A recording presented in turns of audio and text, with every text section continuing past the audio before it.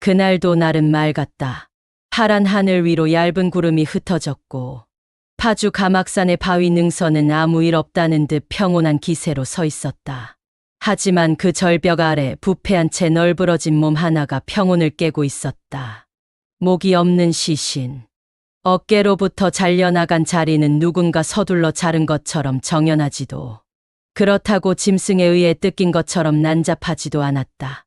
시체는 이미 심하게 부패해 눈과 코는 물론 신원을 가늠할 만한 특징도 알아보기 어려웠다. 다만 손끝이 유난히 가늘고 고왔고 양손에는 무언가를 꽉 쥐고 있던 흔적이 남아 있었다. 그녀의 이름은 박모 씨, 동두천에 살던 30대 후반의 여성. 실종된 것은 무려 50일 전이었다. 그녀는 어느 날 갑자기 사라졌다. 방에는 유서 한 장이 남겨져 있었다. 나는 스스로 사라진다. 라는 짧은 문장. 자필이긴 했지만 누가 보더라도 그 글은 어딘가 어색했다. 문체는 평소와 달랐고 구절마다 문법이 비틀려 있었다. 남편은 말했다. 그 글 이상했어요. 아내는 저런 식으로 글을 쓰는 사람이 아니에요. 처음 경찰은 단순 가출로 판단했다. 극단적 선택의 가능성 있음이라는 진술만으로는 수사 범위를 넓히기 어려웠다. 하지만 박 씨의 여동생은 강하게 의심했다. 언니는 그런 선택을 할 사람이 아니에요. 그리고 이상해요. 핸드폰도 꺼진 채고 통장에도 손을 대지 않았어요. 50일 동안 실마리는 없었다. CCTV에도 휴대폰 추적에도 아무것도 잡히지 않았다. 가족들은 가막산 근처에 흔적이 있다는 말을 듣고 직접 나섰고 그 절벽 아래서 우연히 시신을 발견했다. 절벽 아래 고요한 숲의 끝자락에서 말이다. 그러나 시신을 본 순간 가족들은 도저히 입을 다물 수 없었다.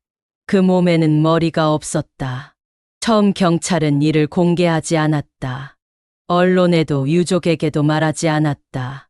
나중에 밝혀진 바에 따르면 박 씨의 머리는 시신이 발견된 날로부터 5일 후 같은 가막산 줄기의 한 바위 틈에서 발견되었다. 그 거리는 약 150m. 머리는 이미 뼈만 남아 있었고 두개골에 남은 어떤 흔적도 결정적인 단서를 제공하지 못했다. 부검 결과는 사인 미상. 유족은 분노했다. 어떻게 머리가 없는 시신이라는 걸 말도 안 해줘요. 확인도 못하게 하다니. 우린 도대체 누굴 믿어야 하나요? 경찰은 남편에게는 알렸다고 해명했지만 남편은 그런 이야기를 들은 적 없다고 부정했다. 진실은 흐릿했다. 그리고 그 흐릿함 속에서 사람들은 묻기 시작했다. 왜 하필 가막산이었는가? 가막산은 예로부터 귀신이 머무는 산이라는 말이 있었다. 고려 시대 때도 처형이 이뤄졌던 곳이며 일제강점기에는 일본군이 군용 도로를 뚫으며 이 일대를 유해로 채웠다고도 전해진다. 2000년대 초반 이 산에선 또 다른 시신이 발견된 적이 있다. 공교롭게도 그 역시 머리 없는 상태였다. 하지만 사건은 끝내 미제로 남았다. 지금도 파주의 노인들 사이에선 이런 말이 있다. 가막산에선 밤새면 안 돼. 머리를 잃는다. 박 씨의 시신은 정확히 가막산 삼봉 아래의 절벽에서 발견되었다. 그곳은 낙석이 많고 일방적인 등산객 진입이 제한된 곳이었다. 지도에도 제대로 표기되지 않은 위치였고 일반적인 자살 장소로 보기엔 도달하기 어려운 지형이었다. 경찰은 말했다. 혼자 갔다면 위험했을 겁니다. 그곳에 가는 길 자체가 험해요. 그렇다면 그녀는 혼자가 아니었던 걸까? 가족들은 박 씨의 실종 당시 그녀 주변에 이상한 인물이 있었다고 증언했다. 이웃 주민 중 한 남성이 박 씨의 집 앞을 며칠 동안 서성였다는 것이다. 체격이 크고 말이 없었어요. 처음엔 배달인 줄 알았는데 하루에 몇 번씩 왔다 갔다 하더라고요. 그 남성은 박 씨의 실종 직후 동두천을 떠나 연락이 두절되었다. 경찰은 단순한 우연이라며 수사를 확장하지 않았다. 하지만 또 다른 단서가 하나 있었다. 박 씨의 시신에서 발견된 손톱 자국. 그녀의 오른손 손톱 밑에는 검붉은 섬유질이 끼어 있었고 손목엔 저항 흔적이 보였다. 이 흔적들은 그녀가 죽음을 맞이하기 전 무엇인가 혹은 누군가와 싸웠다는 것을 보여주고 있었다. 그렇다면 이 사건은 단순한 자살이 아닌 타살일 가능성도 있는 것이었다. 하지만 왜 경찰은 이를 제대로 수사하지 않았을까? 왜 머리 없는 시신이라는 중요한 정보를 가족에게 숨겼을까? 이 모든 의문 속에서 박 씨의 남편은 기자 앞에서 말했다. 아내는 죽기 전에 계속 악몽을 꿨어요. 누군가 자꾸 집 앞에 서 있다며 무서워했어요. 그런데 경찰은 그 말을 전부 무시했죠.